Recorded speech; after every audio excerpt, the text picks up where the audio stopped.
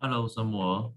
Jadi mulai hari ini cikgu akan cuba satu hari kongsikan satu konsep supaya anda boleh cuba fahamkan apakah contoh soalan yang mungkin berkaitan dengan konsep yang akan diuji.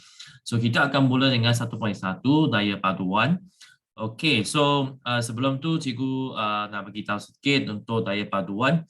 So basically untuk daya paduan, okey, jangan lupa daya paduan adalah jumlah. Okay, jumlah untuk kita cuba tambahkan satu atau lebih daya. Dan kalau contohnya kita ada dua daya, okey, satu daya ke depan, okey, F1 dan satu daya ke belakang F2.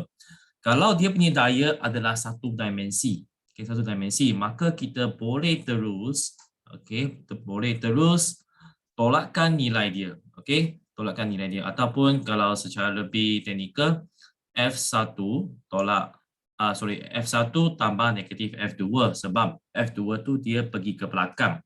Okay, so katakan F1 10 Newton, F2 adalah 3 Newton.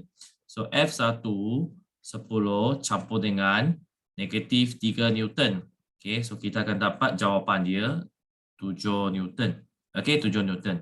Dan jika F1 adalah 5 Newton, manakala F2 adalah 8 Newton, so F1 di sini, F1 adalah F1 adalah 5 Newton, okay, tambah negatif 8 Newton. So kita akan dapat jawapan negatif 3 Newton kan. So jangan rasa kenapa daya ada negatif. Sebab jangan lupa daya dia adalah vektor, dia adalah kuantiti vektor. So yang ini bermaksudnya dia mempunyai arah ke kiri. Okay, so dia mempunyai arah ke kiri. Okay, ke kiri. So akhirnya kita boleh melukiskan satu gambar di mana selepas tambah tolak, satu daya tunggal yang boleh mewakili hasil tambah ataupun hasil tolak antara kedua-dua ataupun lebih daya yang bertindak pada satu objek. So F net di sini adalah 3 Newton. Okay, so ini satu contoh lah. Satu contoh. Alright, so ini untuk situasi satu dimensi. Tetapi kalau untuk situasi dua dimensi, okay, contohnya dalam gambar macam ini kan. So kita tak boleh terus tambah 30 dengan 40. Kita mesti lukis satu dinamakan sebagai raja vektor ya. Okay, gambar raja vektor. Okay, so nanti kita akan cuba tengokkan contoh seperti ini. Alright, kita pergi kepada soalan. So apakah yang dimasukkan dengan daya paduan? Seperti yang cikgu kata tadi kan. So daya paduan maksudnya dia adalah satu daya tunggal, okey, satu daya tunggal.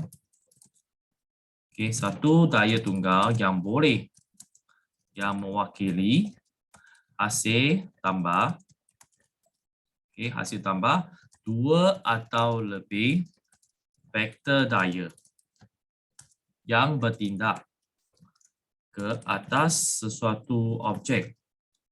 Okey, sesuatu objek. So kata kunci dia, okey, satu daya tunggal. Okey, daya tunggal. Okey, satu daya tunggal. Okey, yang mewakili hasil tambah dua atau lebih vektor daya. Okey, vektor daya. Alright.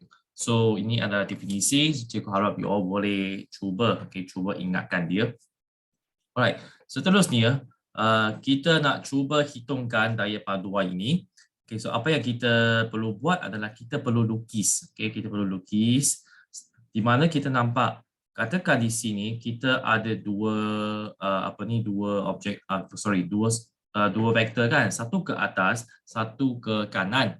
Okay, dan di sini kita ada satu objek, dia ditarik oleh dua dimensi, okay, dua daya dengan dua dimensi yang berbeza. So ini adalah F1, ini adalah F2. Okay. So, apa yang kita kena buat, kita kena lukis dulu. Okay, kita kena lukis. So, di mana kita pilih sahaja satu vektor. Okay, contohnya, cikgu pilihkan F1 ya. So, saya lukiskan ataupun saya copy paste. Saya copy paste F1. Okay, F1 iaitu 30 Newton. Jadi ingat, saya mula daripada titik sini kan. Okay, so ini adalah titik asal saya. Ini titik asal saya. Okay. Cara dia kita kena lukis dari ekor ke kepala, from tail to head. Okay, tail to head. So sampailah ke depan, ke kepala dia. Dan kita jangan putus. Kita jangan cuba alih ke tempat lain.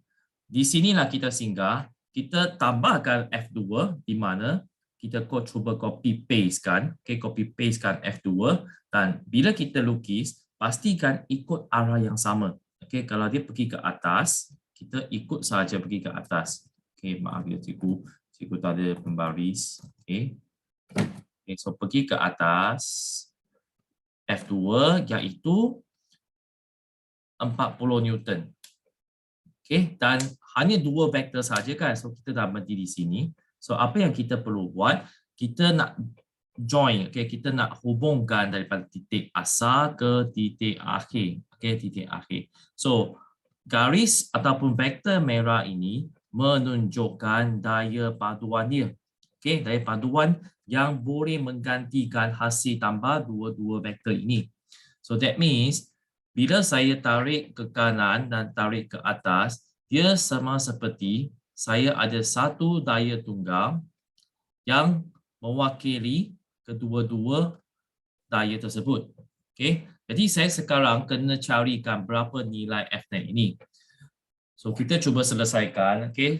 So kita tahu lah ini adalah 90 darjah. Okay. Sebab ke kanan, ke atas dia 90 darjah kan. So secara senang kita boleh gunakan Pythagoras theorem. Okay, Pythagoras theorem. So F net kuasa 2 sama dengan 30 kuasa 2 campur 40 kuasa 2. So di sini kita cuba selesaikan. Okay, I leave it for you to solve it. So kita akan dapat jawapan dia. Okay, 50 Newton. Okay, 50 Newton. Okay, 50 Newton. Okay, seterusnya untuk hitung arah daya paduan dari sata mengufuk. Okay, that means daripada permukaan melintang tu berapa sudut ini? Okay, berapa sudut ini? So senang saja kita guna kaedah matematik trigonometri. Okay, so di mana tangent theta, okay, sama dengan kalau tangent tu dia adalah tua kan, DOA kan, opposite adalah 40 bahagi 30, okay, adjacent 30. So theta sama dengan inverse tangent 40 bahagi 30. So kita akan dapat jawapan 53.13 darjah. Okay, kalau tak nak ambil tangent, kita boleh guna cos theta. Okay, kalau cos theta, kita boleh letak 30 bahagi 50. Okay, ataupun kalau you nak pakai sin theta pun boleh. Okay, kita guna 40 bahagi 50. Okay, so at the end you get the same answer. Kita nak carikan theta dia. Okay, carikan theta dia. Alright, seterusnya kita ada soalan pilihan. Okay, di sini kita tujuan dia untuk menarik sebuah kotak. Okay, untuk meningkatkan pecutan kotak.